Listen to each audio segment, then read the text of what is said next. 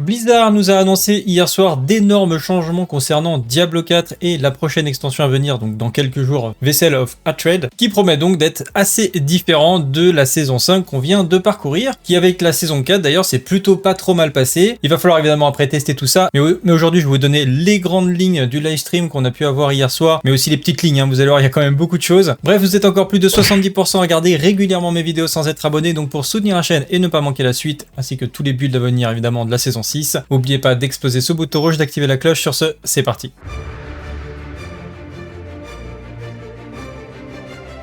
Comme toujours, vous retrouverez la synthèse directement dans l'article que je vous mets en description, ainsi que le lien vers la vidéo originale de Blizzard. Pour commencer, on a une grosse modification au niveau de la difficulté, enfin du système de difficulté. Et bien maintenant, c'est marqué que les monstres s'ajusteront au niveau de tourment plutôt qu'à celui du joueur. Alors, je vous donne un autre jeu dans lequel ça fonctionne comme ça, Diablo 2. Par exemple, Diablo 2, quand vous montez de niveau, et bien les monstres deviennent tout de suite beaucoup plus difficile, ce qui fait que chaque niveau de monde a une difficulté bien définie à elle, et je trouve que ça donne beaucoup plus d'identité aux différents monstres de cette zone. Ils ont précisé aussi que l'intensité des monstres augmente désormais avec les difficultés tourment, donc intensité en fait ça va être l'agressivité on va dire des différents mobs. Quelques modifications aussi sur l'itemisation par rapport à ce qu'on avait vu sur le serveur test. Et bien maintenant, les objets légendaires non ancestraux pourront être rampés bien 2 fois. Ça, c'est vraiment une remarque qui a été revenue assez souvent. Et c'est vrai que nous, on en avait parlé sur le Discord, c'était assez embêtant de se retrouver avec des objets qui n'étaient pas ancestraux et on pouvait mettre qu'une seule trempe dessus. La différence entre 2 trempes est tellement importante que c'était assez problématique. Donc ça, c'est une très très bonne chose. Et il sera possible aussi d'améliorer les objets non ancestraux jusqu'au niveau 8. Alors rassurez-vous, les objets ancestraux resteront toujours très très forts, parce que je rappelle qu'ils auront un greater affix assuré, mais il y avait vraiment un énorme fossé entre les deux catégories d'objets. Ils ont fait en sorte aussi qu'un objet unique soit obtenu en tant qu'ancestral, ça a été augmenté x3. Donc ça c'est très intéressant, ça veut dire que vous allez récupérer des objets uniques, il y a des grandes probabilités qu'ils aient un greater affix parce qu'ils seront en ancestral, donc ça c'est cool. Également des parchemins de restauration, et ça va faire plaisir à beaucoup de monde, pour ceux qui ont un petit peu tryhard le jeu, surtout je pense, qui ont détruit des objets qui valaient plusieurs milliards de gold. Vous allez avoir donc non seulement le manuel de restauration donc pour réinitialiser les trempes d'un objet donc qui a bien été intégré dans le jeu, mais en plus de ça vous en aurez 2 au niveau de la dernière étape de la saison. Il y aura un autre moyen d'en obtenir pendant la saison, au moins un en tout cas connu, peut-être qu'il y en aura d'autres, mais déjà vous en avez 2 assurés via le périple je suppose de saison. Autre problème du serveur test, ça avait été la puissance des joueurs en termes de dégâts, on était le but aussi d'être revenu au niveau 60, d'avoir réduit les dégâts d'armes, etc. L'objectif de Blizzard c'était ce qu'on appelle le damage squish ou le stat squish, pour avoir des dégâts et des chiffres qui s'affichent à l'écran qui soient lisibles, donc on ne tape pas des milliards de dégâts et que ça soit complètement illisible. Donc ils avaient essayé de faire quelque chose sur le PTR, ça n'avait pas fonctionné, et ils sont allés donc plus loin dans ce délire, donc il y a eu une réduction de la puissance des joueurs qui ont essayé de représenter à travers ce petit visuel, mais bon on verra bien quand on jouera plutôt. En tout cas on peut s'attendre à faire beaucoup moins de dégâts, parce qu'ils ont écrit ici les dégâts additifs et multiplicatifs ont été considérablement réduits, donc c'est vraiment une réduction globale de l'ensemble des joueurs qui va scale évidemment avec les monstres, donc je suppose qu'en termes de difficulté ça devrait pas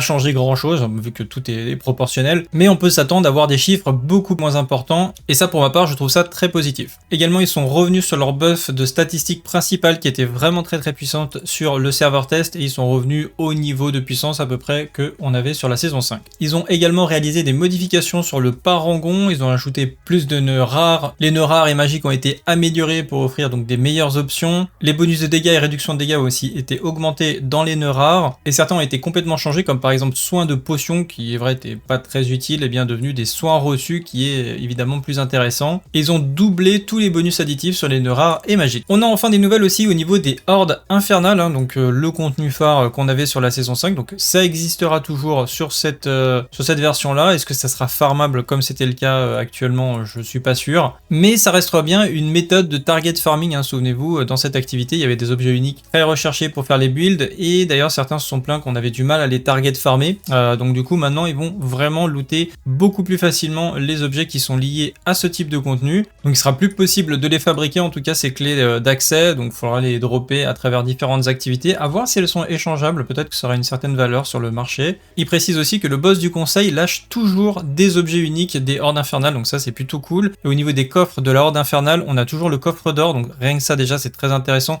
Souvenez-vous, si vous arrivez à faire une horde de T8 et vous faites à peu près 1000 cendres, ce qui est assez rare, mais bon, c'est faisable. Ça peut faire plusieurs centaines de millions d'or, hein, vraiment pas loin d'1 milliard des fois. Ça donnait énormément d'or. Alors peut-être qu'ils ont peut-être réduit l'or, mais en tout cas, il y aura bien le coffre d'or, un coffre d'équipement supérieur et toujours le coffre de matériaux. Mais ils n'ont pas précisé est-ce qu'ils ont laissé tous les types de matériaux comme c'était le cas sur les saisons précédentes, parce que c'était clairement un des meilleurs farming pour quasiment tout en fait. Les donjons de cauchemar ont plus de chances de dropper des objets ancestraux. Les donjons de cauchemar vont donner un bonus d'expérience à la fin, donc peut-être une méta intéressante d'ailleurs pour le boost XP, à voir. L'expérience gagnée dans les bastions a été réduite. Alors c'est ici la précision, ça passe de 2 à 1,5 niveau, donc c'était incroyablement fort, ça reste quand même très fort, 1,5 niveau, vous pouvez le faire en 10 minutes, un bastion, donc pour ma stratégie et la feuille de route que je vous avais proposée, bien pour moi ça change pas grand chose, hein. Je pense que les bastions resteront extrêmement intéressants à partir du niveau 40 et ça va vous propulser toujours très rapidement jusqu'au niveau 60. Et j'avais précisé donc bas-fond de cuirasse avec point d'interrogation au niveau du leveling et ils ont confirmé que les bas-fonds de cuirasse seraient une très bonne activité pour le leveling, que ce soit pour les points d'expérience mais également pour les récompenses. Donc voilà, je pense qu'à partir du moment où vous aurez accès, ça peut valoir le coup de tester pour faire un petit comparatif par rapport au reste du contenu. Les glyphes de Parangon pourront aussi être récupérés dans la fosse et apparemment pas mal d'améliorations sur le butin comme le boucher, boss mondial, gobelin, etc. qui devraient donner plus de loot, donc à tester aussi. Au niveau de l'itémisation et de l'artisanat, on a pas mal de choses aussi intéressantes. Certains matériaux vont pouvoir être utilisés pour fabriquer des objets légendaires aléatoires, donc pourquoi pas nous aider à farmer des aspects. Également le sertissage devrait être plus simple, ne nécessitant que des matériaux communs. Les prismes seront toujours là mais utilisés pour sertir des objets ancestraux. Il y aura également 2 nouvelles méthodes pour fabriquer des mythiques uniques. Vous pourrez prendre que 2 étincelles sublimées et ça vous donnera un objet mythique ancestral aléatoire. Ou alors vous pourrez compenser votre manque d'étincelles sublimées pour pouvoir crafter l'objet mythique de votre choix, mais il faudra utiliser certaines runes, donc à voir quelles sont les runes qui seront nécessaires, mais potentiellement plus de facilité à fabriquer des mythiques uniques. Il y a eu pas mal de modifications aussi au niveau des classes. Globalement, on a un buff du barbare, du nécromancien et en particulier sur les invocations. Alors est-ce que ça sera suffisant pour rendre vraiment les builds invocations viables? Bon, pour le leveling, ça changera pas, ça restera toujours la masterclass.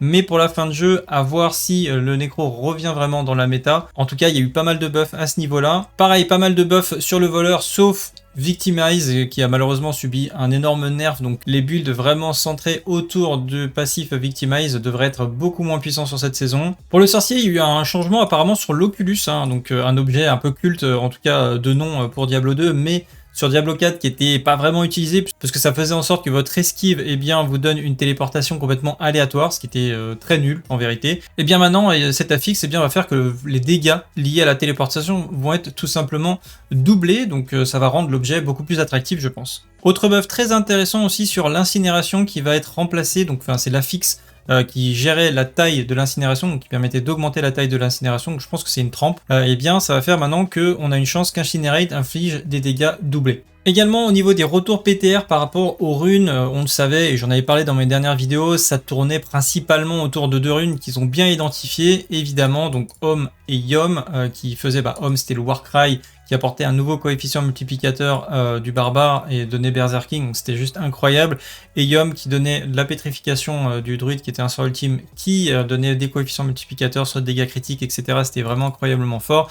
Évidemment, les deux ont été nerfés. Et maintenant ça donne le cri de guerre de base qui apportera toujours des dégâts mais quand même beaucoup moins puissant que le Berserking. Et la pétrification va maintenant faire un stun et également donner de la ressource et sera beaucoup moins puissant à ce niveau là aussi. À côté de ça, d'autres runes ont été pas mal buffées. Je vous laisserai évidemment prendre connaissance de ces buffs directement dans l'article. Rapidement, sur la prochaine extension, on aura évidemment plus de points de compétences, des nouveaux points de parangon, des nouvelles glisses légendaires, des nouveaux objets légendaires mythiques et objets uniques. On en verra quelques-uns d'ailleurs juste après. Des nouveaux builds comme à chaque saison et le nouveau système de niveau de difficulté. Il y aura aussi une nouvelle mécanique de saison appelée les marcheurs de royaume. Donc c'est des genres d'énormes monstres en fait qui vont apparaître dans certaines zones et quand vous l'aurez tué, ça vous emmènera dans un donjon spécial avec pas mal de récompenses, dont des opales bouillonnantes qui sont des genres de potions qui vont pouvoir se cumuler en fait avec les élixirs et les encens, qui vont vous permettre de récupérer et de monter la nouvelle réputation de saison. Donc la réputation c'est Zakarum Remnant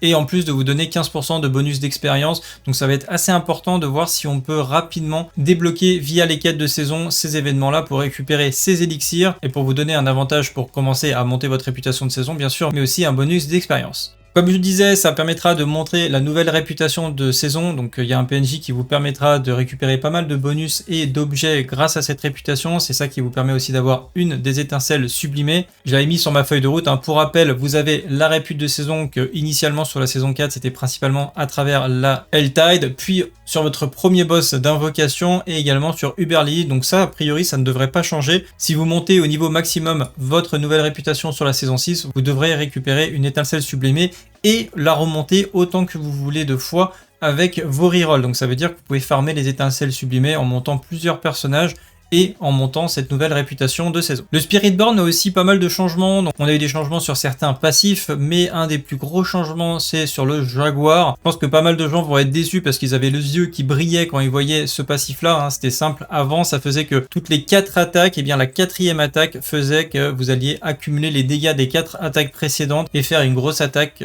forcément ça allait être n'importe quoi puisque en fonction de la même méthode de calcul, ça pouvait littéralement casser le jeu et même si c'était pas le cas, ça restait incroyablement puissant. Donc ça a été modifié, maintenant c'est tous les 15 coups et bien vous allez faire une attaque qui va faire 15% donc en additionnel de l'attaque qui est prévue en prenant en compte tous les dégâts que vous avez fait dans les dernières 0,5 secondes. Donc là ça n'a absolument rien à voir avec ce qu'ils avaient proposé avant, c'est beaucoup moins puissant. À côté de ça, l'aigle a été boosté avec beaucoup plus de plumes qui vont être envoyées quand vous allez faire tout simplement une évasion, et en plus de rendre tout simplement les cibles vulnérables directement, donc très intéressant pour le leveling je pense. On a eu aussi pas mal d'équilibrage sur les différents objets uniques, donc je vous invite à aller les voir en fonction de ceux que vous aviez déjà identifiés et prévu de jouer. On notera la réduction du cooldown action sur l'anneau Midnight Sun qui était incroyablement haut, en tout cas sur les premières versions on avait du soit 50-60%, c'est un petit peu n'importe quoi, donc c'était probablement un bug.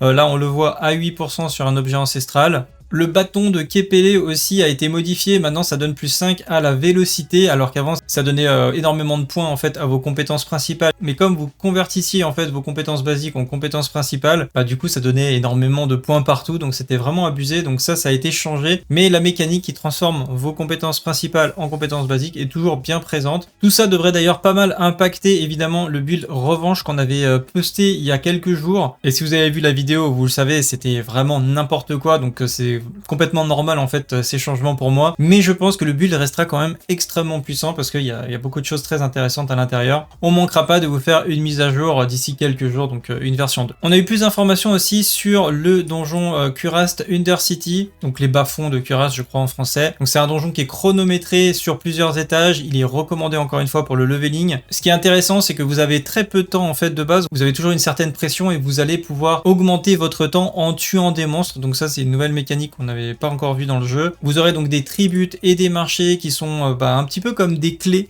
que vous allez pouvoir fabriquer, et apparemment vous aurez même la possibilité de crafter vous-même vos clés pour faire des donjons un petit peu sur mesure, qui pourrait en faire au final une activité très intéressante pour le farming ciblé, donc affaire à suivre et à tester dans le jeu, et je vous fais un retour dans quelques jours. Cette activité aura aussi son propre gobelin, donc à trésor unique avec un nouveau skin et des nouveaux loots vraiment liés à cette activité. La citadelle noire qui avait été annoncée comme un raid, qui au final je trouve est plutôt un donjon coopératif, donc minimum effectivement 2 joueurs, donc à mon avis c'est entre 2 et 4 joueurs pour pouvoir faire l'activité. Alors ce qui est intéressant c'est que déjà il y aura 3 zones, donc 3 ailes à explorer différentes. On a aussi des nouveaux mobs qu'on n'a jamais vu dans le jeu, donc des nouveaux styles de monstres. Vous serez donc dans des parties différentes entre les 2 joueurs où chacun aura ses objectifs, et si un joueur du coup n'atteint pas ses objectifs, ça va bloquer l'autre joueur. Et si vous cherchez du monde avec qui jouer, et bien évidemment on va créer un canal dédié à ce système de raid directement sur le Discord, comme ça vous aurez énormément de personnes intéressées pour faire des groupes. J'ai noté que dans les récompenses de l'activité donc du nouveau raid, eh bien vous avez déjà une récompense hebdomadaire qui vous permettra de récupérer des Scrolls of Restoration qui permet de réinitialiser la trempe d'un objet. Donc on a vu, il y en aura dans le pass de saison, peut-être qu'on pourra en dropper de manière aléatoire des fois de temps en temps, mais ce qui est sûr c'est que vous pouvez en récupérer toutes les semaines. Donc ça c'est une très bonne nouvelle, c'était quelque chose qui avait été énormément demandé, de pouvoir réinitialiser les trempes d'objets qui sont très précieux. Donc à utiliser, je pense, avec parcimonie, mais vraiment une très bonne chose du coup d'avoir ajouté ça de la part des Blizzard, c'est bien vu. Évidemment, ils sont repassés sur le nouveau système de mercenaires, c'est quelque chose que j'ai déjà présenté dans une vidéo il y a quelques jours, donc si vous voulez plus de détails au niveau des mercenaires, je vous renverrai plutôt vers cette vidéo. Mais en gros, vous avez Raer qui est une sorte de tank qui va vous apporter beaucoup de gestion des foules, de debuff et de buff. Ensuite, on a Varia qui est une sorte de barbare guerrière qui pourrait être très intéressant d'ailleurs pour apporter du dégât mono-cible, des debuffs et des différents buffs de mouvement et d'attaque. Subo, le chasseur de primes qui apportera beaucoup de contrôle, peut-être intéressant d'ailleurs en combo avec un voleur pour avoir encore plus de stagger sur un boss. Alkin qui va être un genre de enfant démon qui va vous apporter des dégâts magiques, des dégâts de feu, des dégâts d'ombre. Et la fonctionnalité qu'ils ont présentée que je ne savais pas mais qui rend vraiment les choses très intéressantes au niveau des mercenaires, c'est que vous allez pouvoir faire un combo de skills avec votre mercenaire. Donc vous allez avoir vraiment un nouvel interface dans lequel vous allez pouvoir choisir un skill de votre mercenaire et dire bah je veux que tu lances ce skill quand par exemple je lance mon sort ultime. Donc par exemple vous voulez qu'il rende le boss vulnérable au moment où vous allez lancer votre ultime, eh bien ça sera a priori possible, ou alors qu'il apporte un contrôle au bon moment, etc. C'est vraiment quelque chose qui peut être intéressant, donc à voir si ça fonctionne évidemment correctement, mais en tout cas c'est une très bonne idée. Ils auront leur propre système de rapport et de réputation, donc qui vous permettra d'avoir plus de récompenses, un petit peu comme le système de répute de manière générale qu'on connaît jusque là, et vous pouvez également débloquer des objets et des choses à leur acheter. Ils ont répondu aussi à quelques questions à la fin du live. Ils ont dit que si un joueur quitte la citadelle noire pendant la course, les autres joueurs pourront la terminer. Donc je suppose que si c'est condition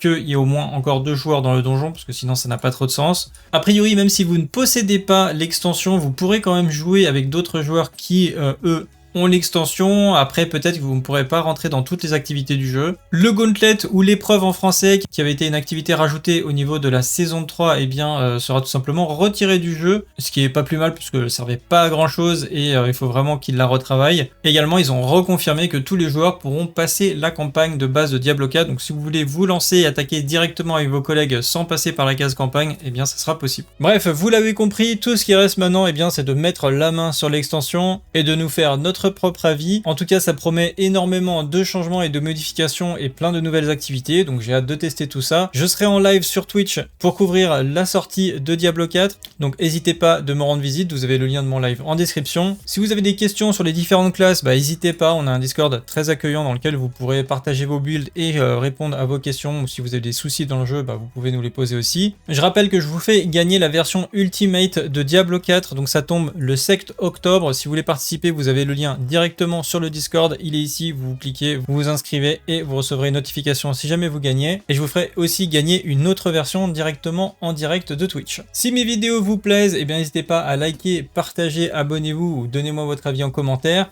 Pour ma part, on se retrouve dans la prochaine. Je vous souhaite à tous une excellente fin de journée. Salut à tous, salut la guilde et bon loot. Ciao, bye!